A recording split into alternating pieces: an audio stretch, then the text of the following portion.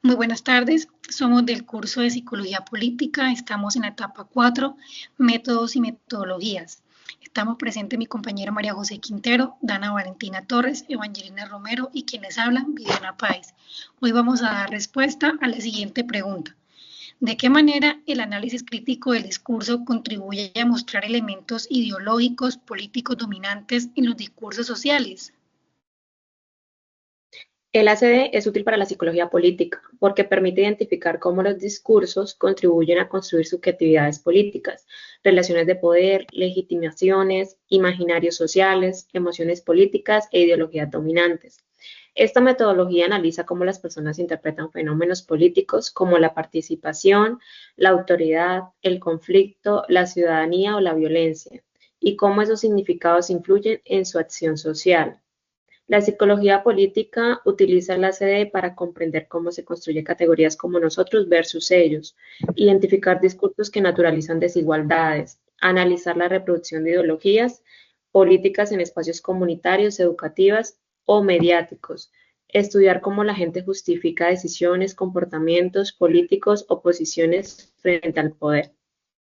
Ejemplo, durante un grupo focal en una organización comunitaria, algunos participantes dicen, la alcaldía nunca nos escucha, así que para participar siempre deciden por nosotros. Doy paso a mi siguiente compañera. Yo siento que el análisis crítico del discurso nos ayuda a ver cosas que normalmente pasan desapercibidas cuando escuchamos o leemos un mensaje. A veces creemos que las palabras solo informan, pero en realidad también transmiten formas de pensar, valores y hasta intenciones políticas. Cuando uno analiza un discurso con más detalle, se da cuenta de que ideas se están reforzando, a quién se le da voz, a quién se le quita, qué realidades se legitiman y cuáles se silencian. Entonces, este tipo de análisis permite identificar esos elementos ideológicos que están detrás. Por ejemplo, estereotipos, posiciones de poder o forma de justificar ciertas decisiones. En lo político pasa igual. Un discurso puede presentar una situación como normal, necesaria o urgente, y eso nos va moldeando la manera de interpretar la realidad. Por eso el análisis crítico nos muestra esas estructuras ocultas o naturalizadas y nos permite entender cómo se construyen las narrativas que influyen en en la opinión pública y en la forma en que participamos socialmente. Doy paso a mi siguiente compañera.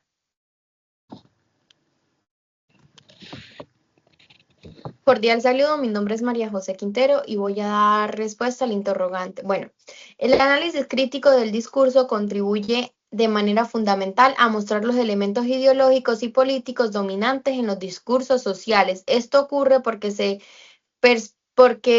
esta perspectiva, no se queda únicamente en las palabras o en en el contenido literal, de lo que se dice, sino que más bien más allá y examina cómo se contribuyen los mensajes que nos emite, qué intereses representan y qué efectos producen en la sociedad. En otras palabras, el análisis crítico del discurso nos permite identificar como punto número uno las ideologías ocultas o naturalizadas. Muchas veces los discursos presentan ciertas ideas como normales o sentido común cuando en realidad responden a intereses específicos.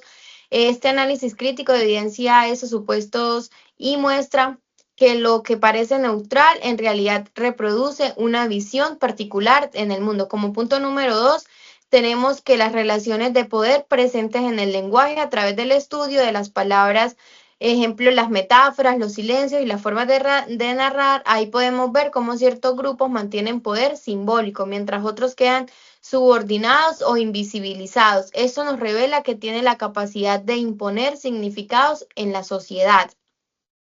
Como tercer punto encontramos los discursos políticos dominantes. Esto nos habla del análisis crítico, ayuda a identificar cómo los discursos oficiales, mediáticos o institucionales crean y sostienen formas de pensar colectivas, justifican decisiones políticas y orientan la opinión pública, es decir, pone en evidencia cómo se construye consenso alrededor de determinadas posturas. Como cuarto y último punto, encontramos que la producción y legitimación de desigualdades sociales. Esta nos habla que a través del lenguaje se refuerzan estereotipos, se justifican prácticas excluyentes y se normalizan desigualdades. Analizar críticamente el discurso nos permite ver esos mecanismos y cuestionarlos. En conclusión, el análisis crítico del discurso es una herramienta para revelar lo que está detrás de los mensajes, mostrando que el lenguaje no es neutral, sino que está encargado de la ideología y poder.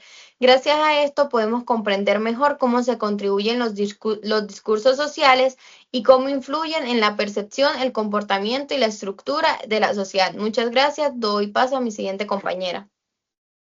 El análisis crítico del discurso nos permite entender cómo a través del lenguaje se reflejan y se mantienen ciertas ideas, ideologías o formas de poder dentro de una sociedad. Así como lo explicaba Peña 2015, todo discurso lleva detrás significados, intereses y visiones del mundo que muchas veces no son tan evidentes, pero que influyen en cómo pensamos y cómo actuamos. De forma similar, Stelcher en 2010 señalaba que el análisis del discurso ayuda a ver cómo las ideologías se construyen en contextos concretos, como en el trabajo o en las comunidades, mostrando que el lenguaje puede ser una herramienta para ejercer control, resistir o generar transformación social. En conclusión, analizar los discursos no solo nos permite comprender lo que se dice, sino también por qué se dice y a quién beneficia, revelando el papel del lenguaje como una fuerza poderosa en la construcción de la realidad social. Muchas gracias.